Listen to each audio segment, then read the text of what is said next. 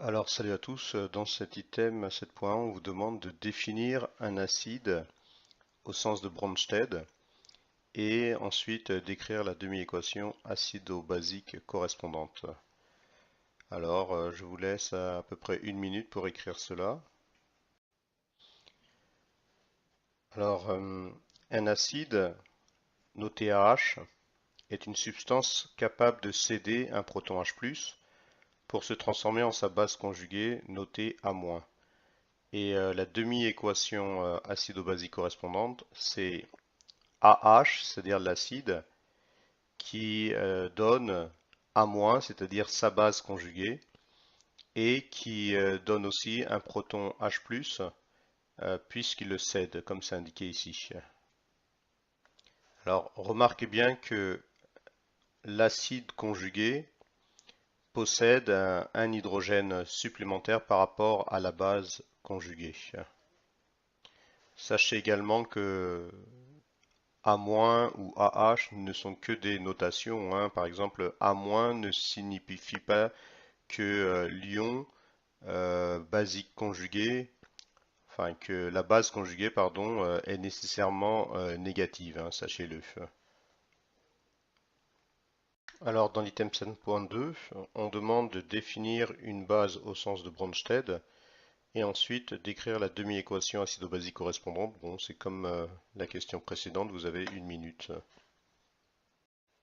Alors, une base notée A- est une substance capable de capter un proton H+ pour se transformer en son acide conjugué noté AH. Et la demi-équation acido-basique correspondante, c'est A- qui capte un proton H+ dans son environnement et A- se transforme en son acide conjugué noté AH.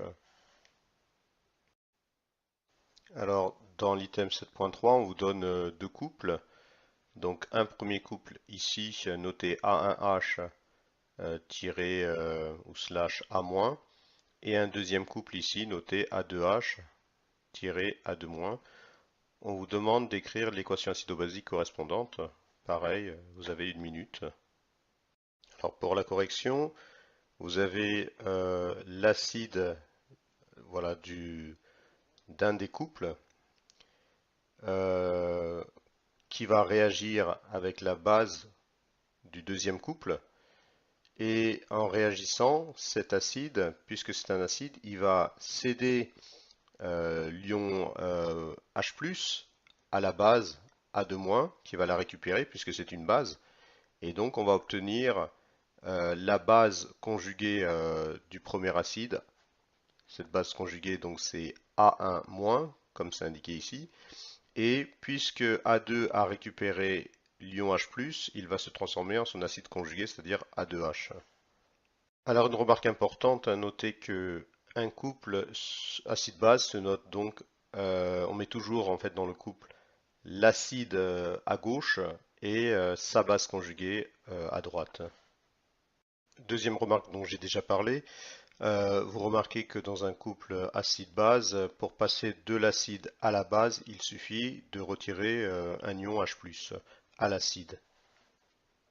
Alors dans l'item 7.4, on vous demande quels sont les couples de l'eau. Comment appelle-t-on la molécule d'eau d'un point de vue acido-basique, puisqu'elle est introduite dans deux couples? Alors vous avez 2 minutes. Alors vous devez savoir que l'eau apparaît dans deux couples, et comme je l'ai écrit ici, l'eau peut être à la fois un acide ou une base. Donc lorsque l'eau H2O est un acide, pour avoir sa base conjuguée, il suffit de lui retirer un ion H+, donc ça va passer à OH-. De même, lorsque l'ion est une base, donc on le met à droite du couple, pour passer à l'acide, il faut rajouter un ion H+, donc ça donne H3O+. Et donc, comme l'eau est à la fois, ou peut être à la fois un acide ou une base, on dit que c'est un infolite ou qu'il a un caractère amphotère. Voilà. Alors dans l'item 7.5, on vous donne deux entités chimiques, l'ion CH3CO- et la molécule CH3COH. On vous demande quel est l'acide, quelle est la base, écrire le couple acido-basique, nom de l'acide et nom de la base. Alors vous avez 3 minutes, je pense que ça devrait être suffisant. Alors, dans ce couple acido-basique, l'acide, c'est celui qui possède le plus d'hydrogène. Donc, c'est nécessairement celui-là, voilà, que j'ai écrit ici. Ben, la base, c'est donc l'autre. Voilà, donc c'est CH3CO- que j'ai écrit ici. Donc, je rappelle que dans un couple acido-basique, on met l'acide en premier et la base en seconde. Donc, ça fait que c'est le couple CH3COH, CH3CO-. Alors, le nom de cet acide, vous allez travailler avec, hein, on appelle ça l'acide éthanoïque. Vous devez savoir, enfin, pour, euh, pour par exemple, l'acide éthanoïque, c'est l'acide qui donne son goût acide au vinaigre. Voilà, et la base conjuguée de cet acide, c'est l'ion éthanoate. Donc CH3CO-, vous allez voir qu'on, je répète, vous allez travailler souvent avec cet acide-là et cette base-là, en tout cas dans les exercices, ça va, ce sont ces couples-là, enfin ce couple-là apparaît. Donc dans l'item 7.6, on vous donne deux entités chimiques, donc l'ion NH4+, et la molécule de NH3. On vous demande quel est l'acide, quelle est la base, d'écrire le couple, de donner le nom de l'acide et le nom de la base. Je pense encore une fois 3 minutes devrait suffire. Donc pour distinguer l'acide de la base, alors vous devez savoir que, je l'ai déjà répété, que l'acide possède un ion H+ supplémentaire donc par rapport à la base. Enfin, il possède un ion hydrogène supplémentaire. On peut se résumer à cela. Donc on voit bien qu'ici il y a 4 hydrogènes, alors que là il y a 3 hydrogènes, donc l'acide c'est nécessairement l'ion NH4+. Donc l'acide c'est l'ion NH4+, donc l'autre c'est la base conjuguée puisqu'il y a un H+ de moins. Le couple acide-base, donc c'est l'acide suivi de la base à droite.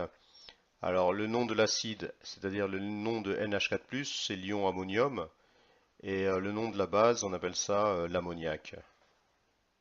Alors dans cet item 7.7, on vous demande d'écrire l'équation de la réaction entre CH3COH, on a vu précédemment que c'est un acide, et NH3, et qu'on a aussi vu que c'était une base.